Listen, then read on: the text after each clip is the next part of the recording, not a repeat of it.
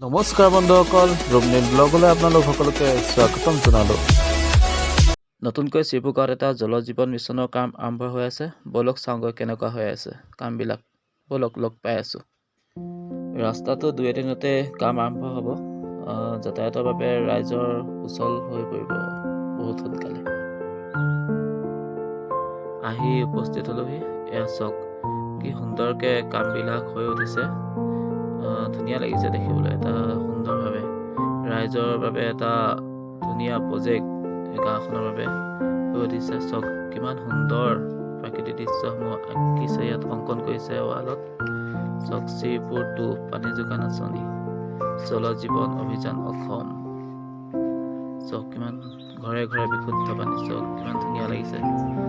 শ্ৰীপুৰ 2 জল জীৱন মিছন, এয়া চাওক জল জীৱন মিছনৰ চিম্বলতে আঁকি থৈছে। বলক এবাৰ ভিতৰলৈ সোমাই চাওঁ, ভিতৰত কেনেকুৱা হৈ আছে চাওঁগৈ। বলক জল জীৱন মিছন, এইটো ফাৰ্ম হাউচটো ৱালতো বহুত ধুনীয়াকৈ অংকন কৰি ৰাখিছে, প্ৰাকৃতিক দৃশ্যবিলাক অংকন কৰি ৰাখিছে। এয়া একদম স্বচ্ছ কি অৰ হৰ ঘৰ জল, এয়া চব কিমান ধুনীয়া লাগিছে, বহুত সুন্দৰ হৈ পৰিছে জল জীৱন মিছন। কামবিলাক প্ৰায় সম্পূৰ্ণ হৈ উঠিছে আৰু 2-এটা কাম আছে। এইখিনিও অতি সোনকালে হৈ উঠিব আৰু ৰাইজৰ বাবে এই জল জীৱন মিছনৰ যি বিশুদ্ধ পানী, খোৱা পানী অতি সোনকালে ৰাইজৰ মাজত পাবগৈ আৰু প্ৰায় সম্পূৰ্ণ হৈ উঠিছে আৰু 90% কামেই সম্পূৰ্ণ হৈ উঠিছে আৰু কিছু কাম বাকী আছে কৰিবলৈ। এই 2 এদিনতে সম্পূৰ্ণ হ'ব।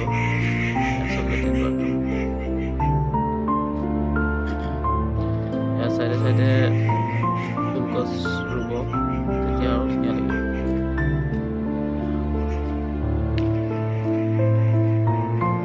ধুনীয়া লাগিছে সঁচাকৈ,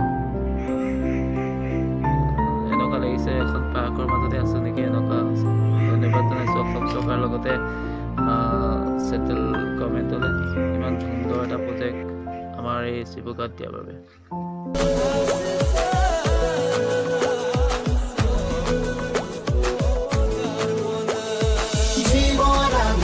জল জলে জীবন, নিৰ্মল জলৰ অধিকাৰী প্ৰতিজন, ঘৰে ঘৰে সুখৰ আগমন জীবন।